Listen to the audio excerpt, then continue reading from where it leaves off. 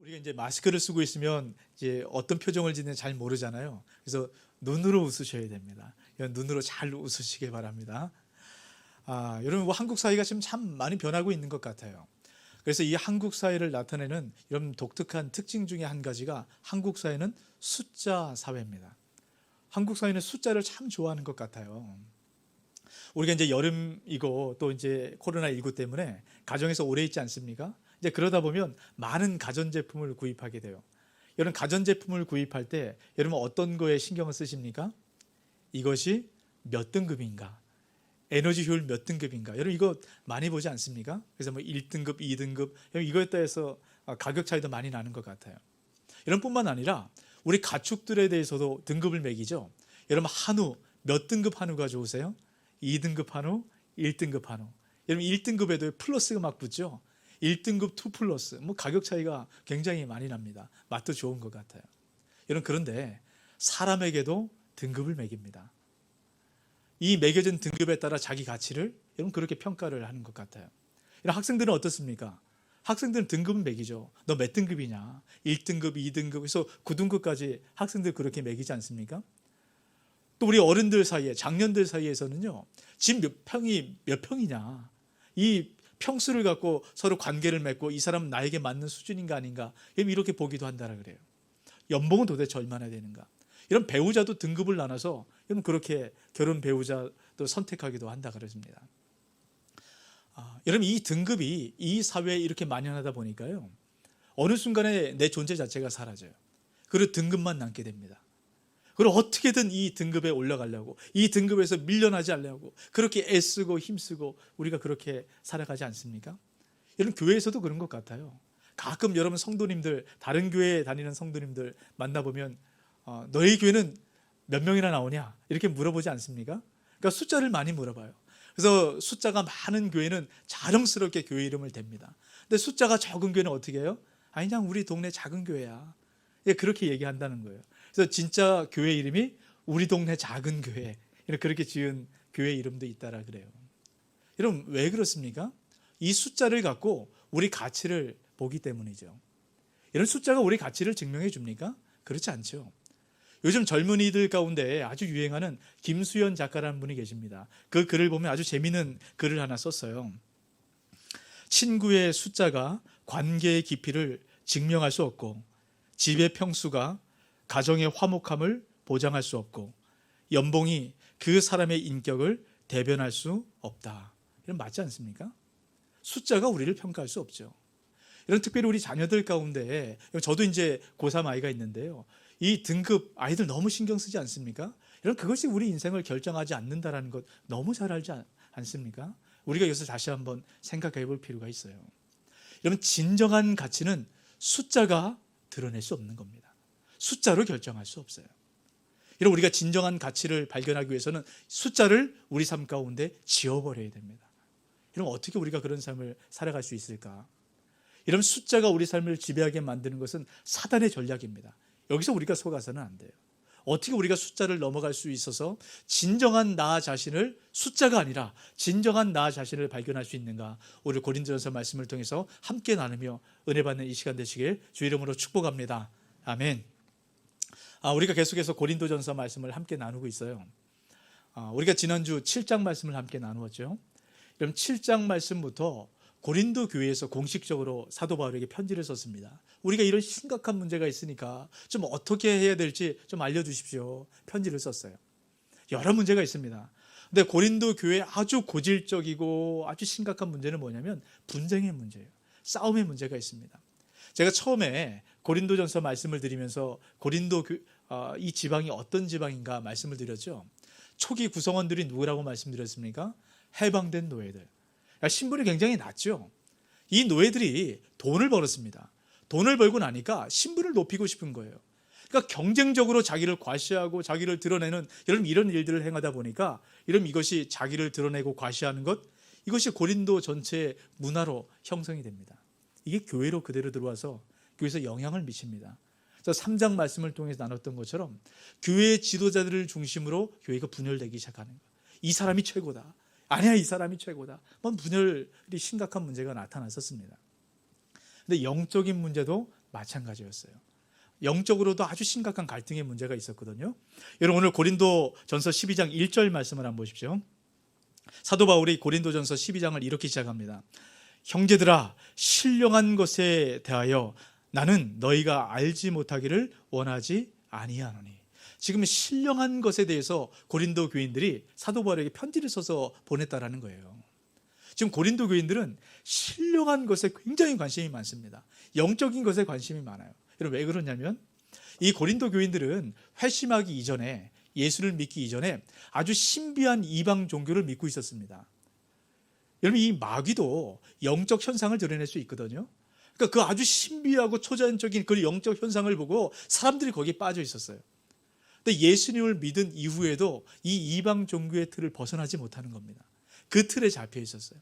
그러니까 사람들이 영적인 것에 몰입을 하기 시작합니다. 그래서 영적인 은사들, 이 성령의 은사들, 이 은사를 받아야만 구원을 받았다, 구원의 증거라고 생각을 한 거예요. 그러니까 사람들이 열광적으로 이 은사를 사모하기 시작하는 거예요. 많은 은사가 나타났습니다. 그러다 보니까요, 은사를 받은 사람과 은사를 받지 못한 사람들이 분리되기 시작해요. 이런 은사를 받은 사람들은요, 은사를 받지 못한 사람들 바라보면서 구원받지 못한 사람처럼 아주 무시하기 시작합니다. 은사를 받지 못한 사람들은요, 자기가 믿음이 약하다는 그런 생각을 갖고 늘 주눅이 들어서 그렇게 신앙생활을 하는 거예요.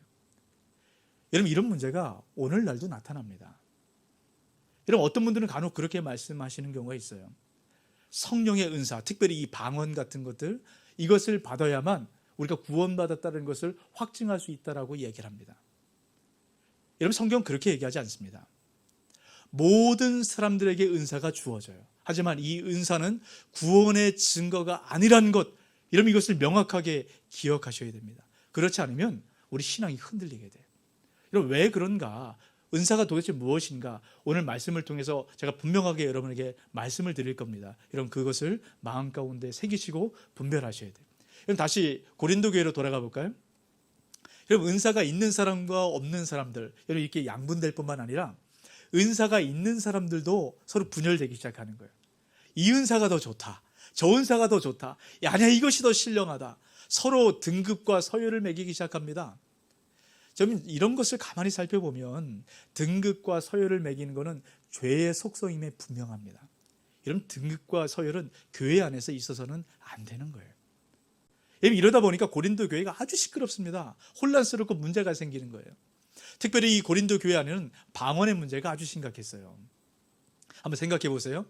우리가 이렇게 함께 예배를 드리고 있는 겁니다. 고린도 교회가 이렇게 예배를 드리고 있는데요, 우리가 한참 이렇게 설교 말씀을 제가 전하고 있는데 갑자기 한쪽에서 한 권사님이 벌떡 일어나더니 랄랄랄 하고 방언을 하기 시작하는 거예요. 이거 어떨까요? 이쪽에서는 또 참을 수 없다, 경쟁적으로 나나날 하고 막 방언을 하고 막 이렇게 예배 중에 이렇게 방언한다고 생각해 보세요.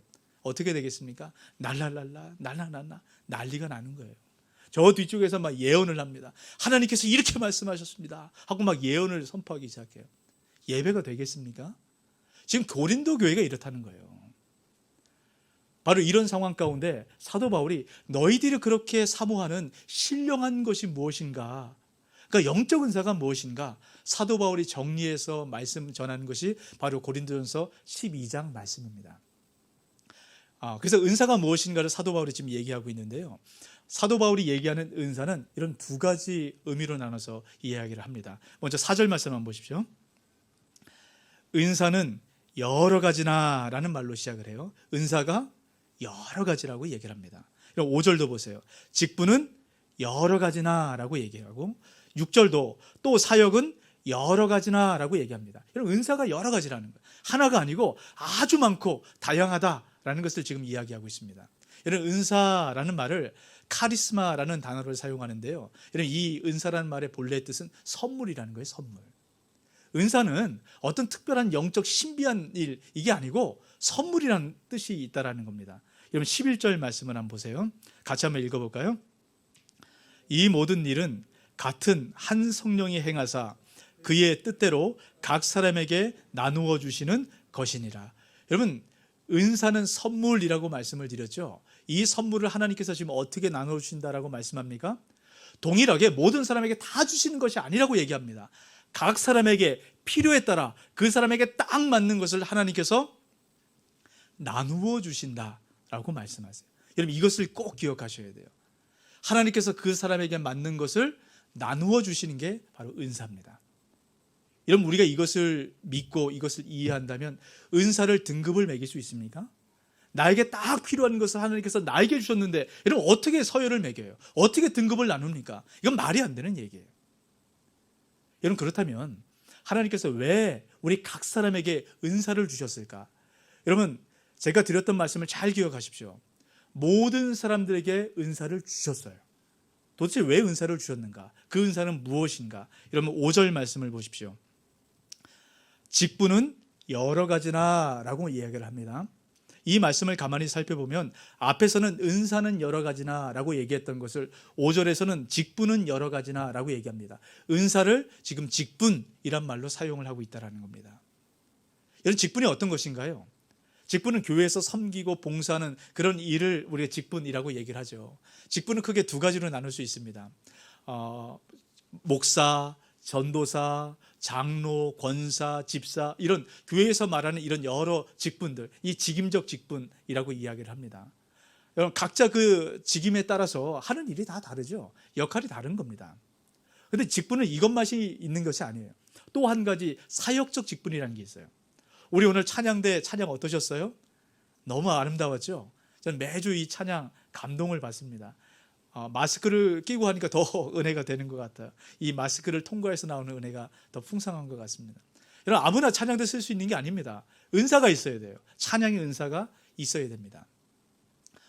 또 이제 식당에서 봉사하시는 분은 식당 봉사의 은사가 있어야 되고요. 또 이제 차량 봉사하시는 분은 차량 봉사의 은사가 있어야 되고, 교사는 교사의 은사, 목자는 목자의 은사. 여러분 각 섬기는 것마다 이런 은사가 필요합니다. 그 은사에 따라서 일을 해야 돼요. 여러분 저는 이것을 분명하게 제가 알게 됐던 게 뭐냐면요. 여러분 집에서 음식을 만들 때도 한 몇 인분 이상 가족이 먹는 것 이상 손님이 와서 음식을 만들 때 여러분 어떻습니까? 때로는 간이 잘 안 맞잖아요. 그런데 교회에서는 음식을 몇 인분 만드나요? 몇백 인분 만들지 않습니까? 이걸 어떻게 이렇게 간을 맞추나 저는 아주 신기해요. 가끔 가서 이렇게 보면요. 보통 이제 음식을 만들 때 이렇게 계량해서 이렇게 넣잖아요. 뭐 설탕 몇 스푼, 고춧가루 몇 스푼 이렇게 넣잖아요. 근데 교회에서 우리 식당 봉사하시는 권사님들 그렇게 하십니까? 그렇게 안 해요. 주먹으로 한 주먹 이렇게 대충 하는 것 같아요. 근데 맛이 기가 막히죠. 이게 은사입니다. 아무나 이렇게 못해요. 이 은사가 있는 분들은 아주 쉽고 아주 재밌고 즐겁게 이렇게 섬길 수 있습니다. 또 어떤 분들은 정말 그 안내의 은사가 있는 분이 있으세요. 우리 교회에 올라올 때 보면 우리 안내팀들이 있잖아요. 아주 환하게 맞아주지 않습니까? 이 안내팀들을 보면 마음이 활짝 열려요. 예배 드리기 전부터 이렇게 열리게 되죠. 여러분 아무나 그렇게 맞이지 못해요. 은사가 있어야 됩니다. 각자 은사대로 그 자리에 있을 때 여러분 교회가 세워지는 겁니다. 여러분 오늘 제가 드린 말씀을 잘 기억하십시오. 모든 은사는 다양합니다. 하지만 모든 은사는 각 사람에게 다 주어졌다라는 거예요. 직분자만 주어진 게 아니라는 겁니다. 그 말씀은 중직자들만 교회를 위해서 섬기는 것이 아니라 성도 한 분 한 분이 우리 성덕 중앙교회를 위해서 섬기도록 부름을 받았다라는 거예요. 여러분 그것이 바로 은사입니다. 이것이 바로 직분이에요. 여러분 이것을 기억하시고 우리가 함께 교회를 세워가야 된다는 것, 이것을 기억하시기 바랍니다.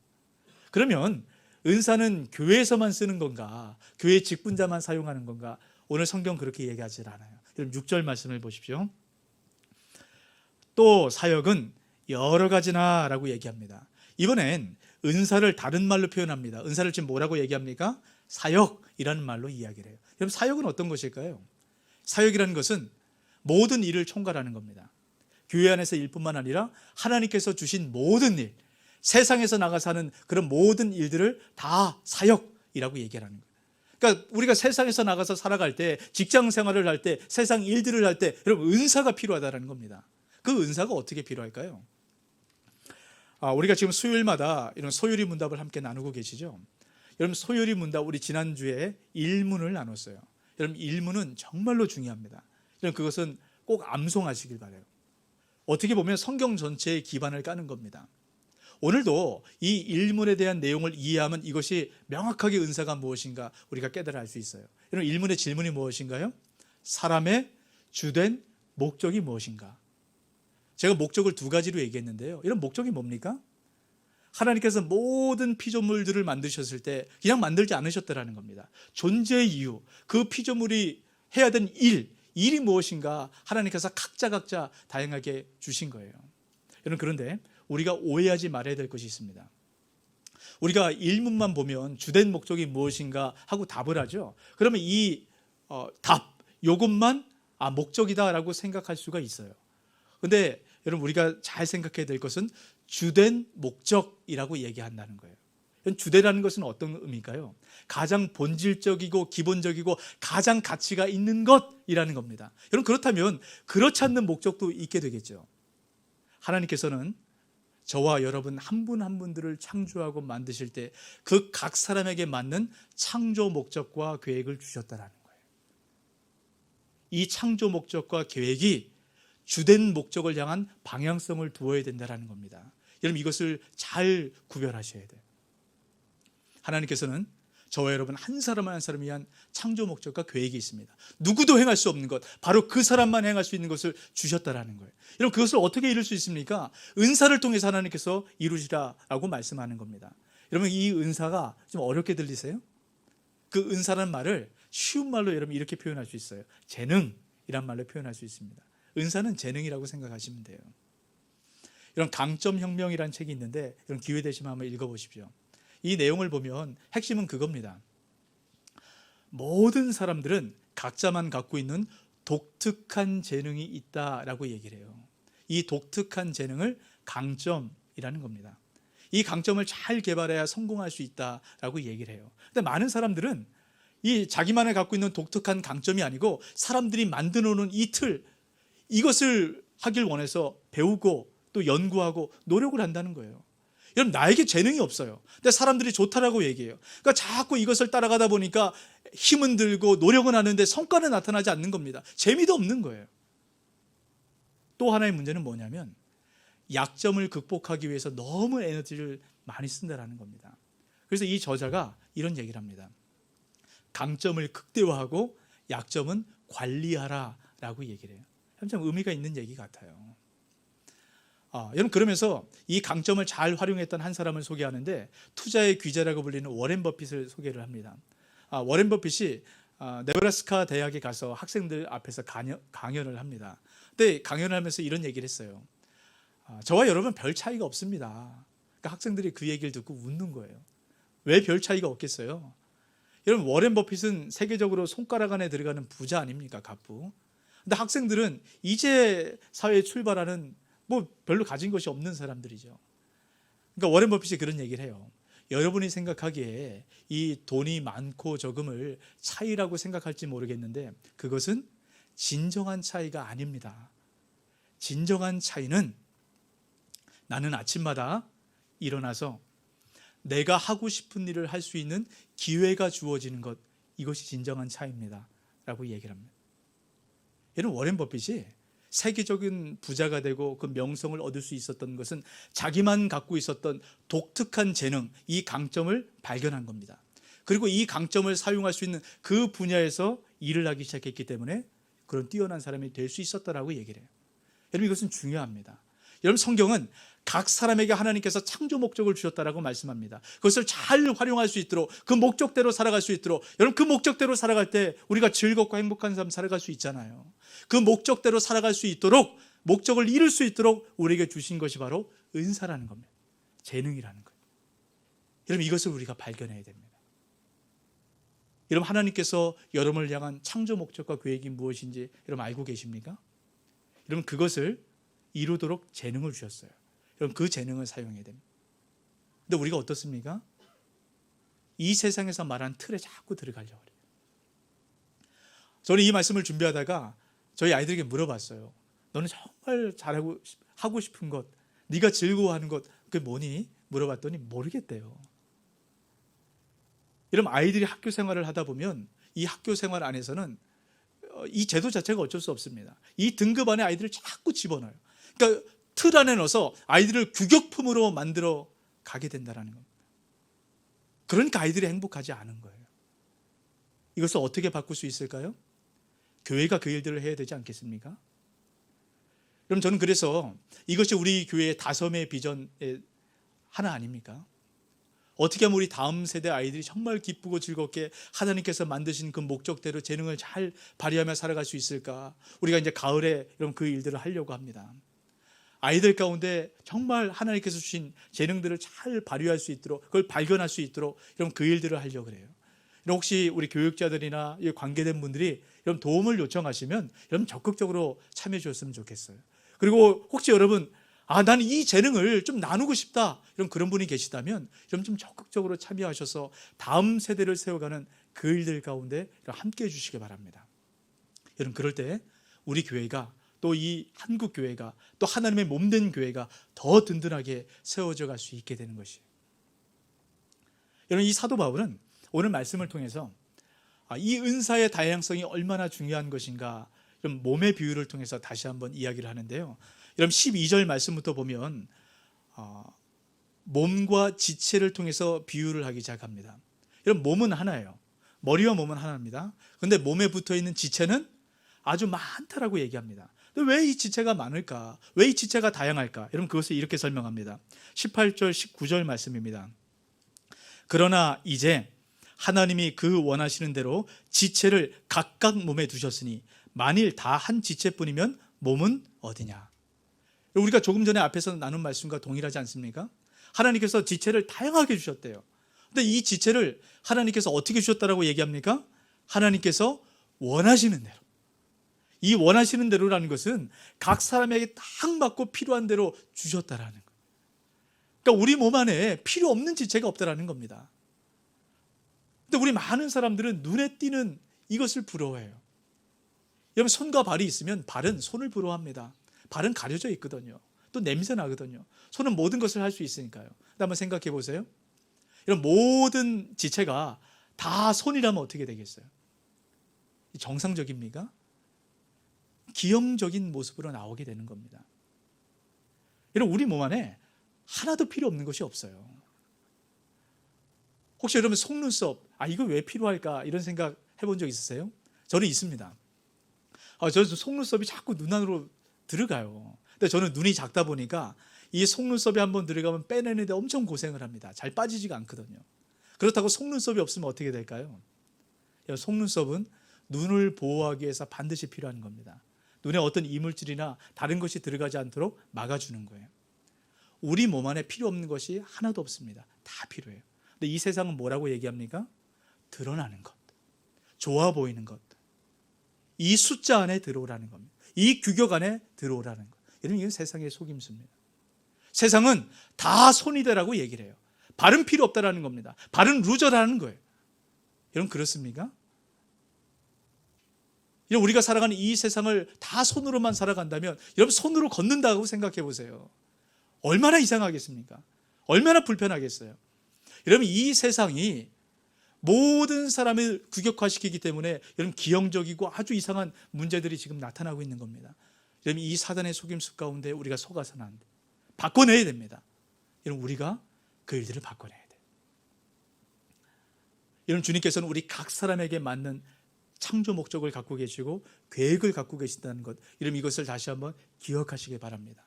그리고 그 뜻대로 살아가기 시작할 때 여러분 가장 풍성한 인생을 살아갈 수 있습니다. 여러분 그 은혜를 누리시길 주의 이름으로 축복합니다. 아멘. 여러분 우리가 그 목적과 계획대로 살아가야 행복해요. 따라가지 마세요. 아이들도 여러분 따라가도록 하시면 안 됩니다. 여러분 꼭 기억하시길 바라요. 또 사도 바울이 오늘 말씀을 통해서 은사의 두 번째 특징을 얘기합니다. 여러분 4절을 다시 보십시오. 은사는 여러 가지나 성령은 같고 라고 얘기합니다. 5절도 마찬가지입니다. 직분은 여러 가지나 주는 같으며. 6절입니다. 또 사역은 여러 가지나 모든 것을 모든 사람 가운데서 이루시는 하나님은 같으니. 이런 은사의 또 하나의 특징은 통일성이에요. 하나가 된다는 겁니다. 은사는 다양해요. 모든 사람에게 각자 사람에게 다 개별적으로 주어진 것이 은사입니다. 동시에 모든 사람이 통일성을 갖고 있어야 되는 것이 은사라는 겁니다. 여러분, 이것은 우리가 조금 전에 말씀 나눈 소요리 문답의 주된 목적과 동일한 겁니다. 하나님께서 우리 사람을 만드셨습니다. 각 사람을 만드시고 각 사람의 이 재능이 주된 목적을 향해 방향성을 두라고 말씀하죠. 우리 주된 목적이 무엇입니까? 사람은 하나님을 영화롭게 하는 일, 그 일을 하도록 우린 부름을 받았다라고 말씀드렸죠. 그래서 제가 비유를 통해서 말씀을 드렸습니다. 사람은 거울로 부름을 받았다라고 말씀드렸습니다.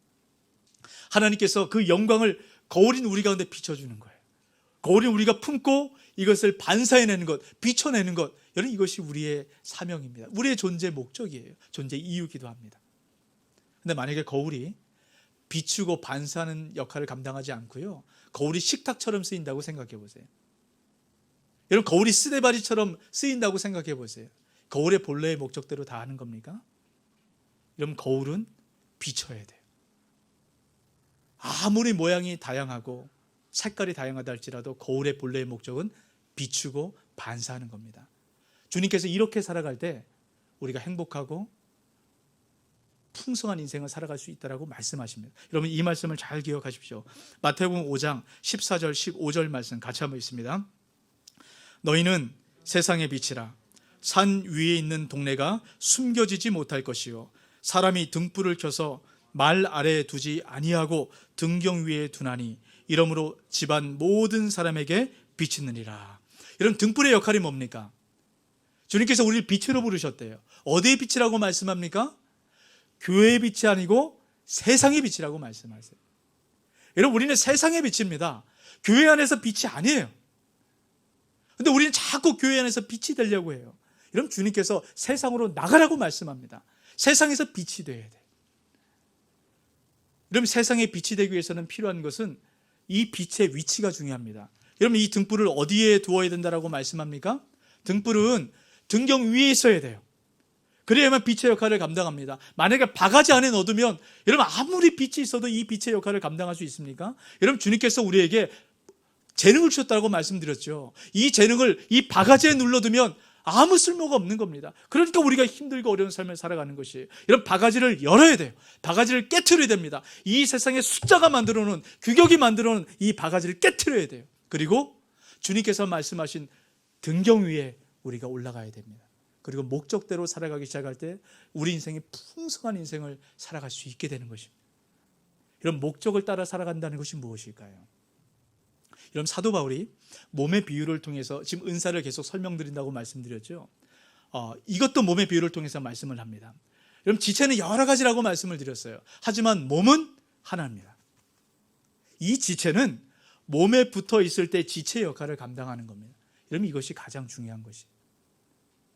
여러분, 지체는 몸에 붙어 있는 이 머리의 명령을 듣고 머리의 뜻을 따라 움직이기 시작할 때 지체로서의 역할을 감당하게 되는 겁니다. 근데 만약에요, 이 지체가 난 머리의 명령을 듣고 싶지 않아요, 몸에 붙어 있는 것이 싫어하고 떨어져 나간다면 어떻게 될까요? 이것은 지체가 아니라 시체가 되는 거예요. 여러분, 잘 기억하십시오. 주님께서 왜 우리에게 은사를 주셨습니까? 이 은사는 교회를 세우도록, 교회의 직분으로 우리에게 주셨다라고 말씀을 드렸습니다. 근데 이 직분을 우리에게 주셨음에도 불구하고, 은사를 우리에게 주셨음에도 불구하고, 이런 우리가 교회를 위해서 사용하지 않는다면 이런 우리가 많은 것을 놓쳐버리는 겁니다. 그 풍성함을 놓치는 거예요. 여러분, 이 교회를 세워가는 일들 가운데 여러분 함께 하시길 주 이름으로 축복합니다. 여러분, 그럴 때 우리가 온전하고 건강하고 풍성한 인생이 되는 거예요. 여러분, 그 자리에 서보시면 알아요. 또 은사는 교회 안에서만 주어지는 것이 아니라 세상에 사용되어져야 된다는 것, 여러분, 이것을 기억하셔야 됩니다. 여러분, 주님께서 우리를 은사를 주셔서 우리 세상으로 보내세요. 여러분, 이 세상은 몸에서 떨어진 지체와도 같아요.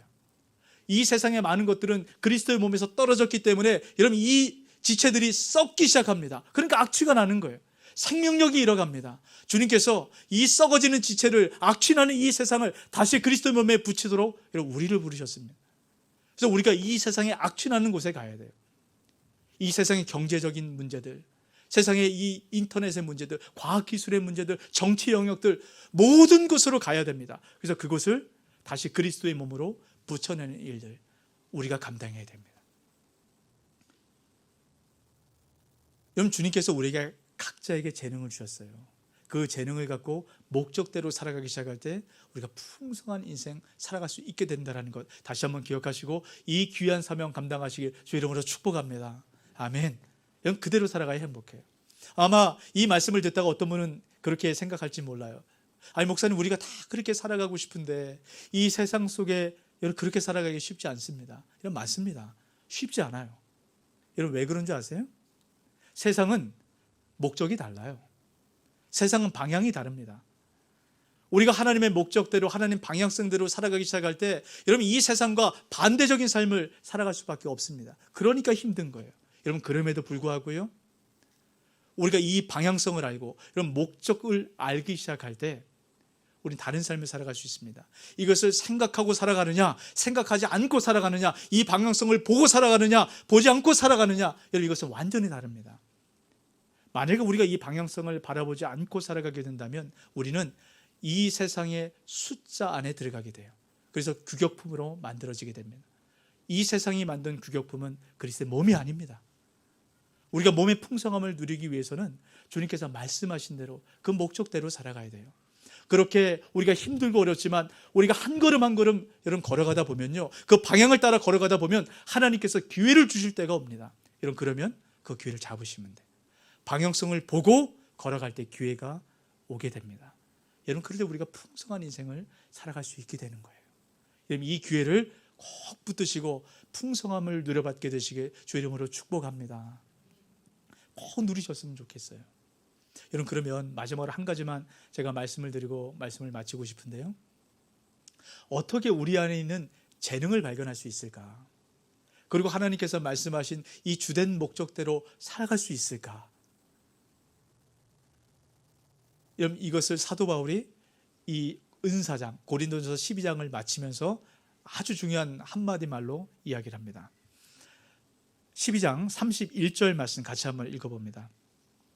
너희는 더욱 큰 은사를 사모하라. 내가 또한 가장 좋은 길을 너희에게 보이리라. 여러분, 은사에 대해서 여러 가지로 얘기를 합니다. 그리고 나서 뭐라고 얘기해요? 더욱 큰 은사를 사모하래요. 여러분, 더욱 큰 은사가 뭘까요?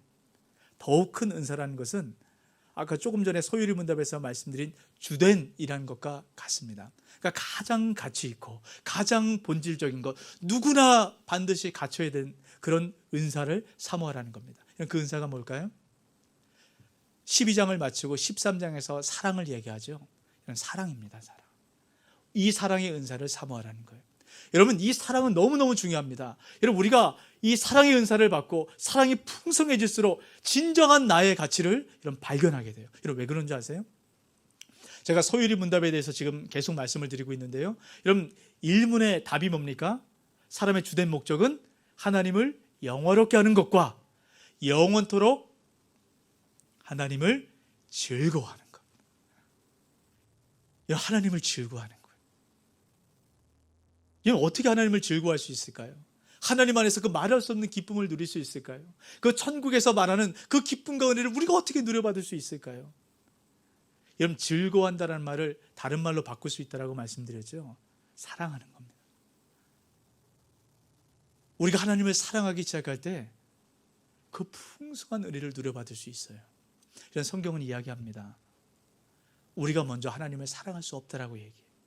제가 여러분에게 질문 한 가지 드려보겠습니다. 하나님 사랑하십니까? 네, 하나님께서 오해하시겠어요. 제가 다시 한번 질문 드려볼게요. 하나님 사랑하십니까? 아멘. 아멘이죠. 그러니까 우리가 이 코로나19에도 불구하고 나와서 예배하고 또 온라인 예배로도 예배를 포기할 수 없어서 우리가 예배하는 것 아닙니까? 하나님 사랑하니까. 그런데 이 풍성한 이 하나님의 사랑을 이런 우리가 경험하면 경험할수록 더 풍성한 은혜를 누려받을 수 있어요. 근데 이것은 우리 힘으로 안 됩니다. 하나님께서 우리를 어떻게 사랑하셨는가, 그 사랑을 깨달아 알수록 우리가 하나님을 더 사랑하게 돼요. 여러분, 어떻게 그 하나님 사랑을 깨달아 알 수 있을까요? 여러분, 이 하나님의 사랑을 아는 만큼 진정한 나의 가치를 발견할 수 있다고 말씀을 드렸죠. 여러분, 하나님의 사랑에 대해서 가장 잘 말씀한 성경이 로마서 8장이에요. 여러분, 하나님의 사랑을 정말 깊이 알고 싶으시면 로마서 8장을 많이 읽으십시오. 하나님의 사랑이 잘 안 느껴지세요? 그럼 로마서 8장을 아주 깊이 한번 읽어보세요. 하나님이 우리를 얼마나 사랑하시는가 말씀합니다. 여러분 특별히 로마서 8장 32절 말씀, 이 말씀을 기억하셔야 되는데요. 같이 한번 읽습니다. 자기 아들을 아끼지 아니하시고 우리 모든 사람을 위하여 내주시니가 어찌 그 아들과 함께 모든 것을 우리에게 주시지 아니하겠느냐. 이건 정말 아멘이죠. 하나님께서 뭐라고 말씀합니까? 하나님을 주셨다라고 말씀하지 않아요. 그 아들을 아끼지 않고 주셨대요. 여러분 이 말씀이 어떤 것인 줄 아세요?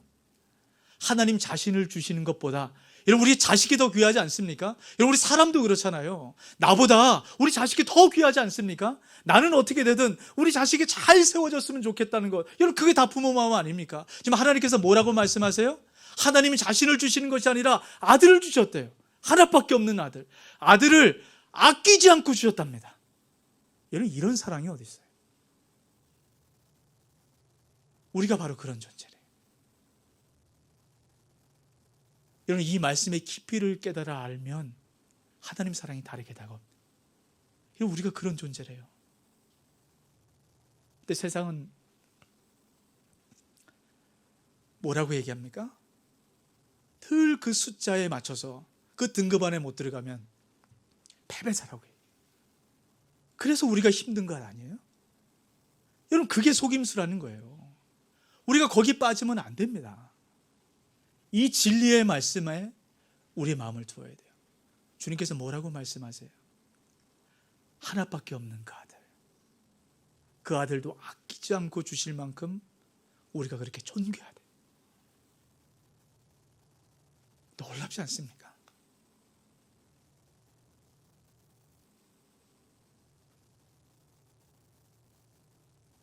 여러분 감격적이지 않으세요? 우리가 그렇대요.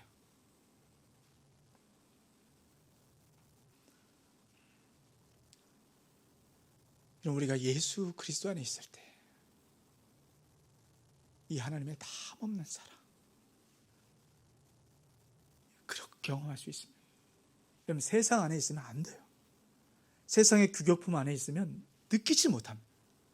예수 그리스도 안에 들어올 때 이 담없는 사랑, 이게 느껴져요. 이게 믿어져야 돼요. 그래야만 우리가 창조 목적대로 이 재능을 갖고 살아가게 됩니다. 그래야 풍성한 인생 살아갈 수 있어요. 저는 여러분이 우리가 세상 속에 살아가지만 세상 안에 살아가는 사람들이 아니라 예수 그리스도 안에 살아가는 사람들이라는 것을 다시 한번 기억하시기 바랍니다. 그리고 그 안에서 그 풍성한 사랑, 아들도 아끼지 않고 내주신 그 사랑, 그 사랑을 깊이 깊이 경험하게 되시길 주의 이름으로 축복합니다. 그럴 때요 환난도 염려도 문제도 이겨나갈 수 있는 겁니다. 그 사랑을 경험하시길 바랍니다. 우리 말씀을 기억하시고 우리 함께 찬양했으면 좋겠습니다.